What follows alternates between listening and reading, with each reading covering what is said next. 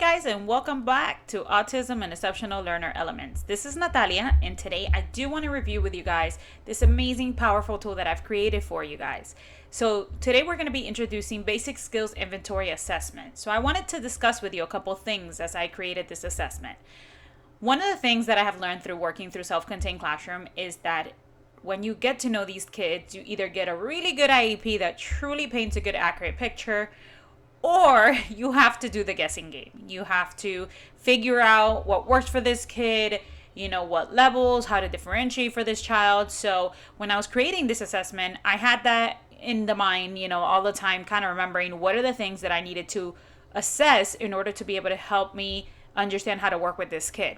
So this assessment includes 43 pages. Some of them are student responses where you can actually make them write directly on it, or you can choose alternate versions. It's up to you. You can laminate it and they can write over it so you could dry erase. You can put it in a sheet protector if you wanted to. I particularly prefer to print it out and keep my own copy. I think that's good data. You could always use every quarter. If you choose to assess this, it will give you a good comparison and actually have work samples. So to me, it was always better just for the initial testing at least, or beginning or end of the year, to always keep that original copy.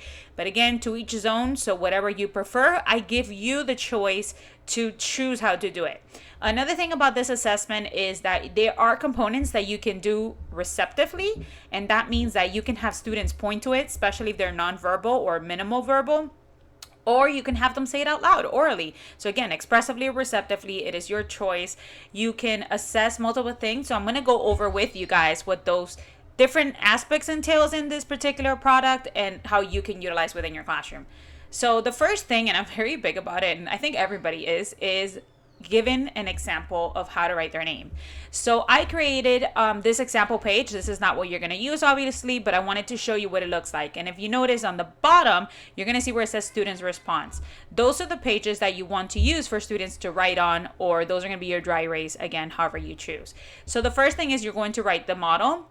Then you're going to do trace to see if they can trace their name, and then you're going to see if they can copy from near. Now, copy from near is very important, because what I want you guys to do is then you're going to flip it to the back and see if they can copy it without the model, do it completely independent, or if they can copy it from far. So again, now you're going to be able to see if they can write their name through tracing, through near. And another thing you can kind of learn from this page is that they actually have a box. So that's also going to let you, if they could do with a box, or if when you flip it to the back, which has no boxes, obviously, then they can do it for your rain and they will stay more or less within boundaries. So again, this is a great example to kind of get started. Then this is your blank page, so this is going to be for you. Next, I'm going to start by tracing horizontal lines. And if you notice in this page, you're going to see different sizes. Okay, and again, that's very important, because as you're introducing tracing, if your students are tracers and that's the stage you're at, you also have to realize that not every student could trace with thin lines.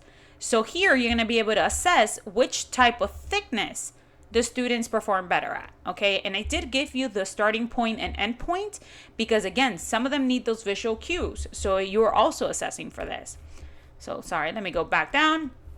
So then we go into our next page, and that is going to be the same thing, but without the visual cues. So if you see that that child is breezing through using those starting points and, the green for beginning, the red for end, then go ahead and give them these page. Now, another good thing about this assessment is you're going to kind of start learning as you utilize this, that there are some places where you could just stop. This is something that you can do in multiple days. You don't have to do it in one day. You can do it within multiple centers to start giving you this good response and assessment. So it's going to be up to you how you want to implement it. So we did horizontal lines, and then we're going to do the same concept, which is draw the horizontal lines without the actual model, but using just the visual cues. So you're going to be able to see if they know how to recall the actual skill. And then we do the same concept with tracing vertical lines. Now you may be asking yourself, why am I starting with this? And that's a great question. Again, the reason why I did this is because as we're thinking about OT skills and beginning writing skills, our students are unable to do complex shapes, which is our letters and numbers, unless they master these particular basic skills, which is tracing a vertical line and tracing horizontal lines. And then you're going to do actually crisscross as they get better. But this is going to give you a good starting point to realize So then I gave you the next step, which is, can they trace now shapes? If they have mastered that horizontal and vertical line, we're going to start giving them angles, right? And going circular motions.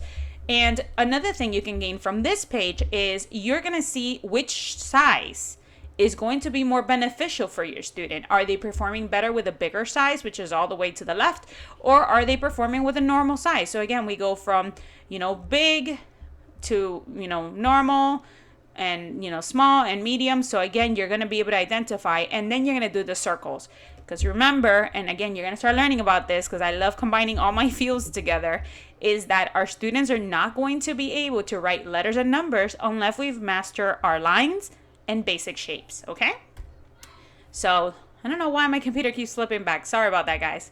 Okay, so then we're going to go into our next page. So again, now that we've mastered our basic shapes, can they do different types of angles with our lines, right? Like our wiggles, our zigzags, then smaller curves, and even more complex shapes. So these are all going to be your beginning tools to get an idea of what you can provide within your centers. So this is a great starting point.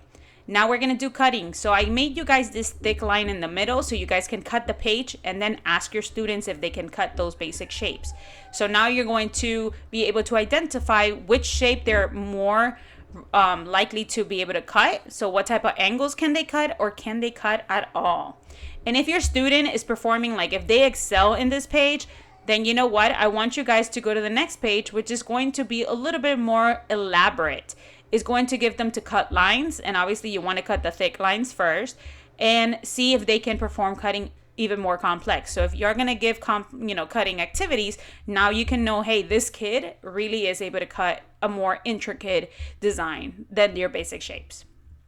Now we're going to go into name that color. So again, you can do this expressively, you can do this receptively. If you have students who are nonverbal, maybe you can ask them to point to this, or if they're able to tell you, then you tell them, okay, what color is this one? They'll say red, blue, green, yellow, etc. But now I'm telling you, I wanted to look at the different varying levels. So I kept thinking of how you're going to differentiate within your class, giving you basic skills that the students have. So this is a great tool to get to know them, especially in your first week and second week.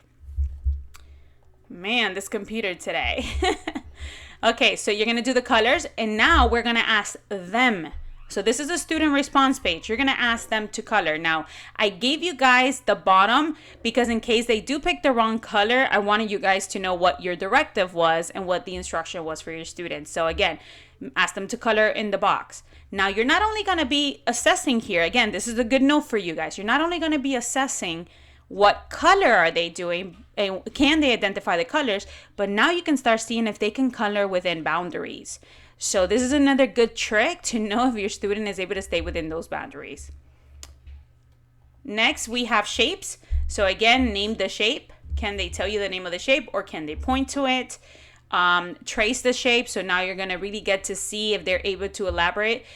This page, maybe you do have to put it on hold if they really struggled with tracing the basic shapes. You remember the size of the circles and the squares. If you see that we're struggling with that, and even tracing your intricate lines, maybe they can't trace this. So again, this is a good knowledge that when they're starting to trace your numbers and shapes, your numbers and letters, they're really going to struggle with this. But no worries, because we're also going to be assessing those in a few.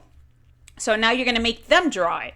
Okay, so the way you can do this is you can have them draw it, or you can actually cut out the shapes, photocopy the first page, and maybe make them identify. So if you ask them again, receptively, can you give me the square? Then they'll put it in the first box.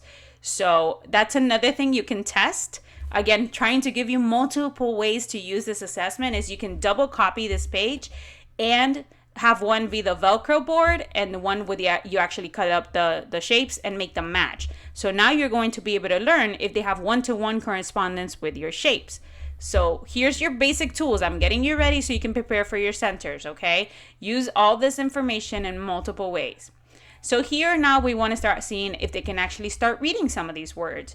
You will be surprised, even your nonverbal students may have sight word recollection and recognition. So just use it to find out, can they read? Can they read these basic words that we see all the time within our, pre-basic skills?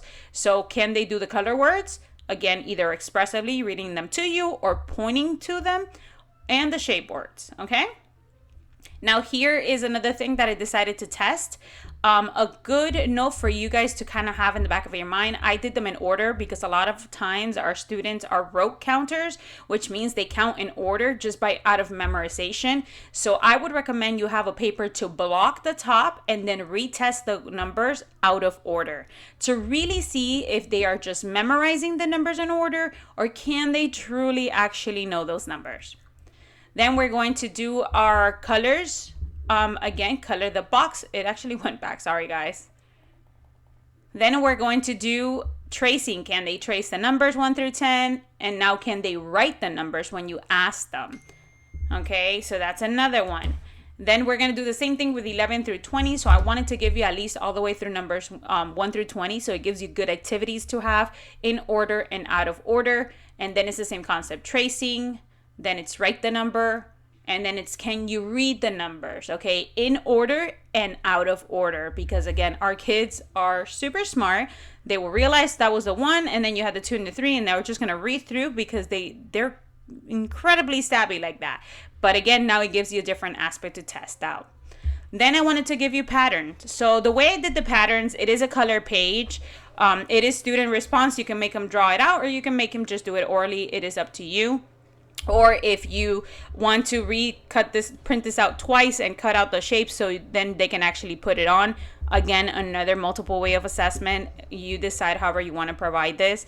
But I did it in colors and I did it in shapes because they can either identify by shape the pattern or they can do it by colors. And that's going to let you know how advanced they are in their cognitive level and see what they can perform better if you're working with patterns. If they're going to do shapes better, maybe they're not there yet, maybe just the colors might be their thing. So I gave you different types of patterns. We do AB, AAB, and then AABB, and then ABC patterns. So now you can see how complex can the student perform when it comes to patterns as well. Next up, we have uppercase letters.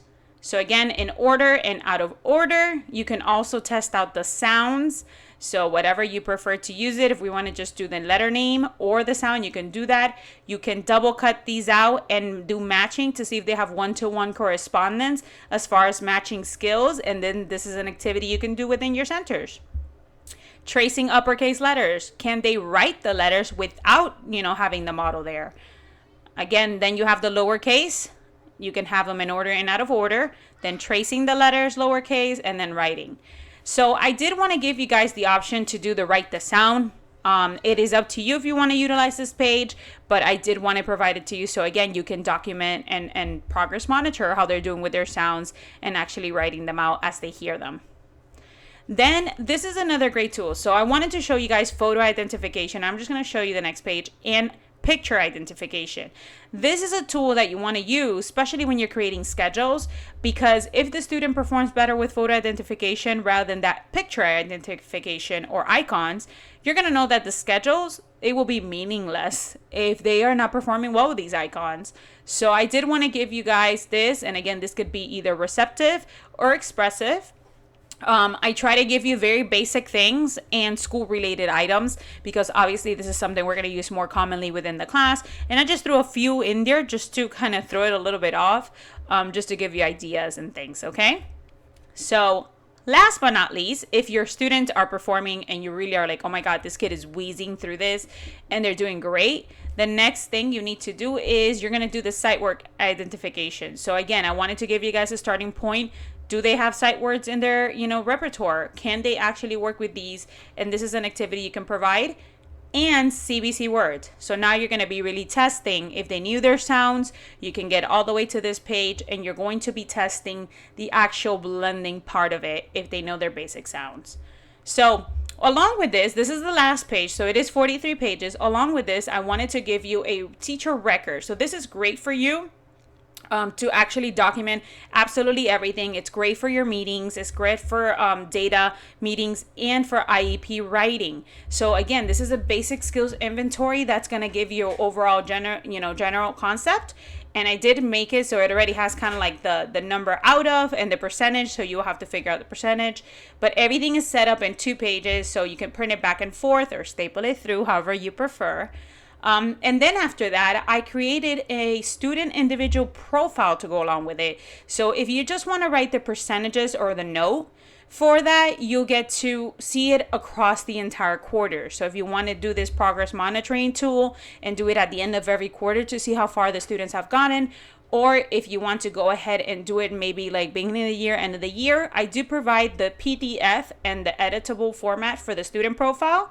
So that's going to be handy, and it has all the skills that you assessed. Okay, so super great. It's at your fingertips. And last, for those who like to see the overall class, I provided the same thing. It is based on quarter, and you can only actually add 13 students because otherwise the boxes become really, really small. But you also get the PDF and you get the Word document. So again, this is just an amazing tool for you to get to know your students. I found this that I kept thinking about what the struggles were when I was a self-contained classroom and what I needed to know. So now you have it all at your fingertips. I hope this tool is super useful for you guys and that you share it out. Make sure to tag us.